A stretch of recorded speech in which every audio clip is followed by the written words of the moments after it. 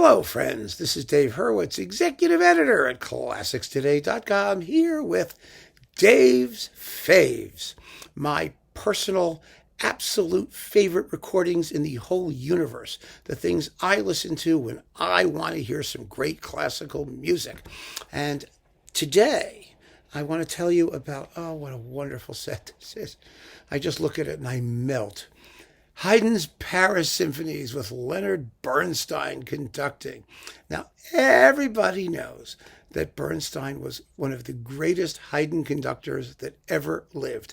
And there is something particularly fascinating about this set of Paris Symphonies and about Bernstein's Haydn generally, and about Haydn, because Bernstein's Haydn is so great. And that's this. You know, Bernstein had this reputation for being somewhat self-indulgent and emotionally excessive and a sort of all-over-the-place romantic, and somebody who was very sort of like jazzy and modern and into that kind of stuff, and like a great Stravinsky. Why is it then that his Haydn is so marvelous? The reason is because Haydn was such a forward-looking genius that his music sounds fabulous. I would say his music sounds best when it is not performed to the period manner born, but when it's performed like big, modern, ballsy, contemporary music. Because it just comes to life when you treat it with that kind of guts and gusto. And Bernstein does. Now, I'm not saying he was completely inured to the classical idiom. He wasn't. He gave a whole talk about Haydn in the young person's concerts about using less vibrato, about reducing the size of the orchestra, all of those things. But the interpretation, it has all of the spontaneity and energy and guts and gumption of Mahler. And that's the way Haydn sounds best. And the evidence is right here for you to hear. And it's also true that when Harnoncourt did these works on period instruments and everything with Concentus Musicus, he did them the same way, essentially. In other words, it was unbridled, hedonistic, romantic, indulgent, let it rip, total chaos and mayhem in, of course, the classical style. Okay, tempered a little bit. But that was the essence of it, that extraordinary energy and vivacity and rhythm and soulfulness and expressive immediacy. That's what Haydn is.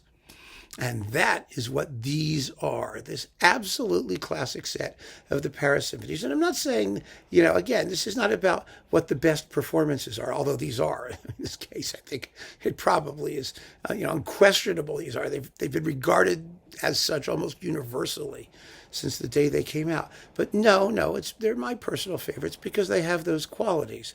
And what's so amazing about them, and the reason you should get the whole set of Paris Symphonies is because, a bunch of them have nicknames, right? There's the bear and the hen and the queen, but there's a bunch of them too that don't have nicknames, especially 86 and 87. And 86 is universally acknowledged as the greatest of the six, and it doesn't have a nickname and nobody knows it. And it is such a work of genius. Someday we're going to just go through the slow movement, which is one of the most cosmic things that Haydn ever wrote. And 87, nobody ever pays attention to. And it's such a wonderful, beautiful work, a gorgeous work. I can't wait to get to it in the Haydn Symphony Crusade because we're going to just nail that sucker. It's going to be gorgeous. But in the meantime, I can't play samples of this because, it's a major label production, but you can find them very, very easily. You can listen to bits of it, or you can stream it, or you can do whatever you're going to do.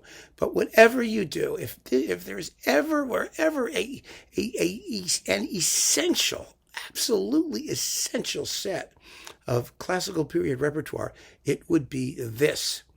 The Haydn Paris Symphonies, numbers 82 through 87, with Leonard Bernstein and the New York Philharmonic. They have not aged a minute since the day they were recorded, which was, let me see if I can see this, 1964 through 68. Can you imagine? I mean, they're that old, right? How old is that? Is it 40, 60 years almost? 50, 57, 58 years. I mean, it's unbelievable, isn't it? They've been around that long, and oh my God, how well they've held up.